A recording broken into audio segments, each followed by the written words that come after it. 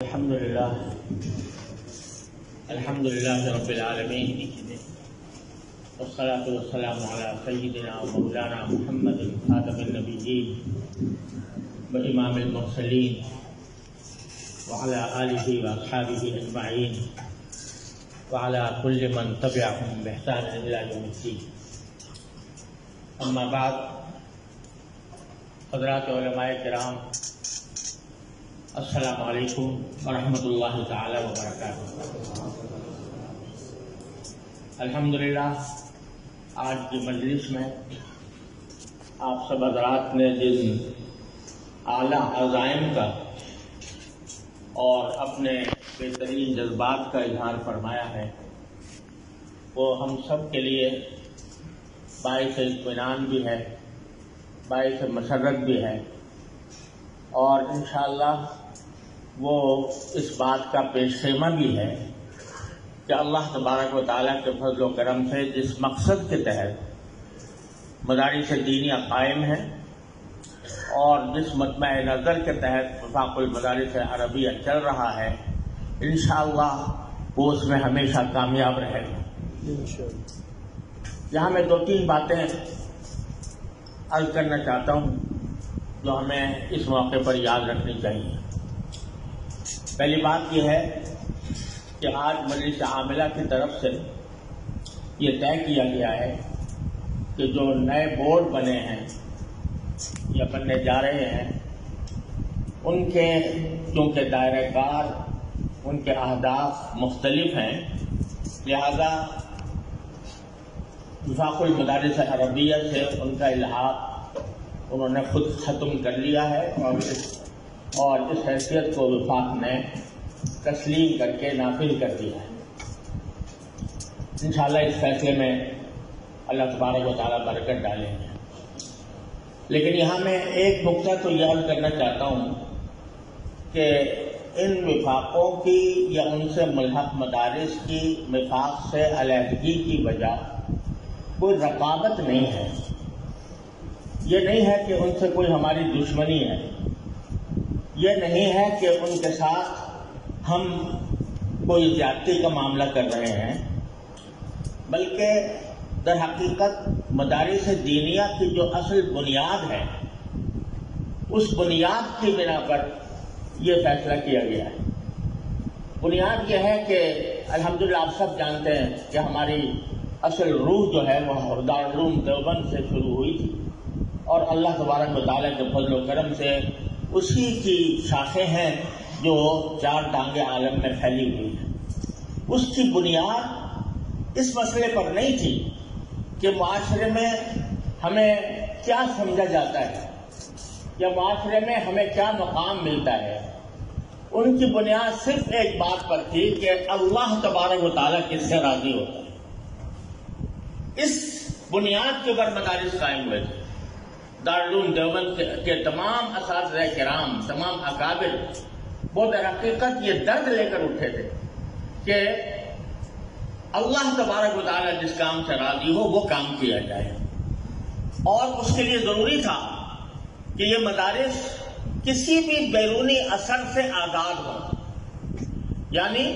یہ خالصتاً اللہ تبارک و تعالیٰ کی رضا کے لیے کام کریں، اللہ تبارک و تعالیٰ کے دین کی حفاظت کریں، اللہ تبارک و تعالیٰ کے نازل کیے ہوئے قرآن اور نبی کریم سرور عالم صلی اللہ علیہ وسلم کی سنت مطہرہ کو نہ صرف یہ کہ اس کا تحفظ کریں بلکہ آئندہ آنے والی نسلوں تک ان کو بلا خوف و خطر پہنچائیں. یہ ہے اصل مقصود.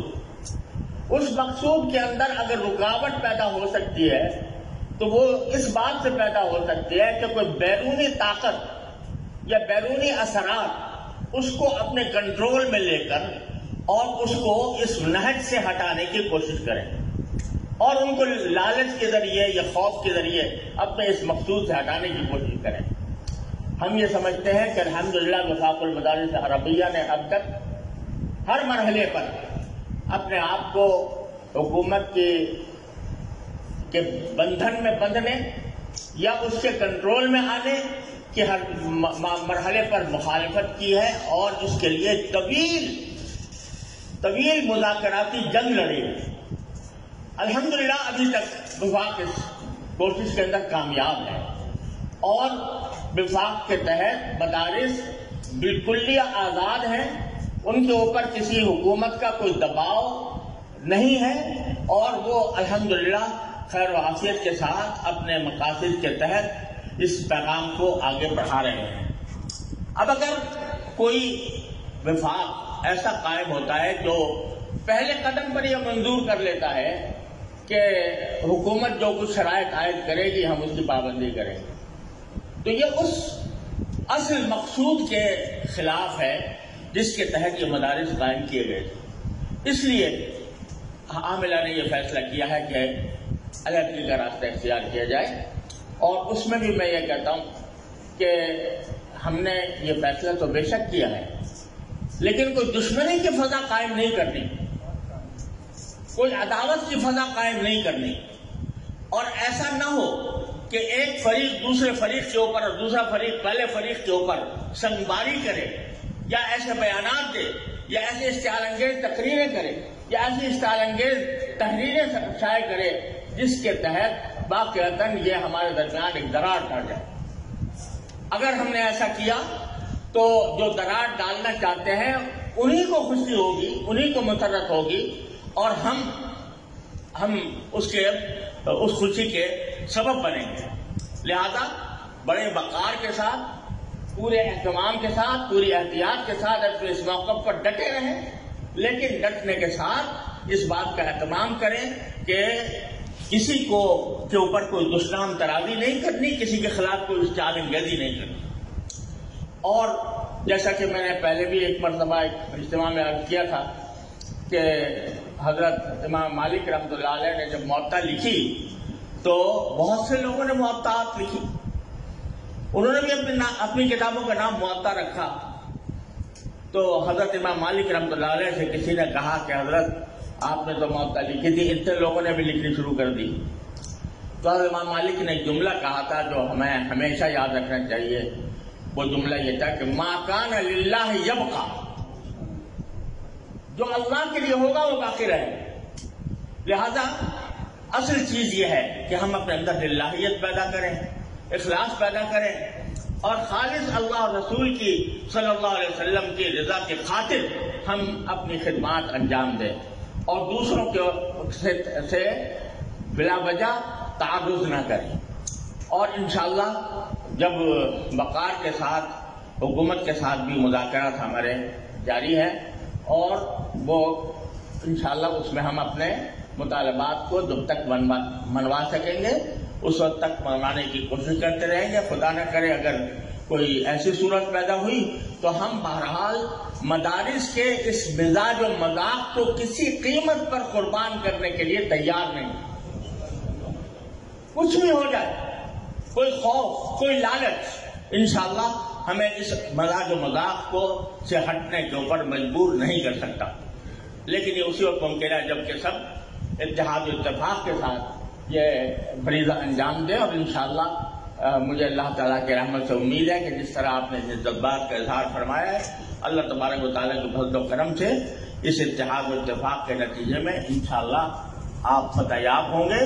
آپ کے جو مقاصد حقیقیہ ہیں وہ انشاءاللہ پورے ہوں گے، اللہ تبارک و تعالیٰ اس میں برکت ڈالے گا۔ بس یہ کہ ہم تعلیم کے مدارس کا کام تعلیم ہے، اور جیسا میں نے عرض کیا کہ جہاں تعلیم کے لیے یہ چیز مضر ہے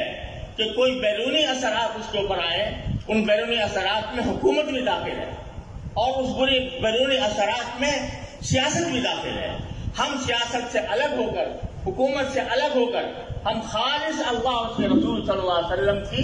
رضا کے لیے اپنی تعلیم میں مصروف رہیں گے تو انشاءاللہ کوئی طاقت ہمیں نہیں مٹا سکے گی۔ اللہ تبارک و تعالی ہمیں اس پر قائم رکھے، اپنے بزرگوں کے طریقوں کو مضبوطی سے پکڑ کر چلنے کی توفیق عطا فرمائے، اور اللہ تبارک و تعالی ہر قدم پر کامیابی ہمارا مقدر ہو۔ وآخر دعوانا الحمدللہ۔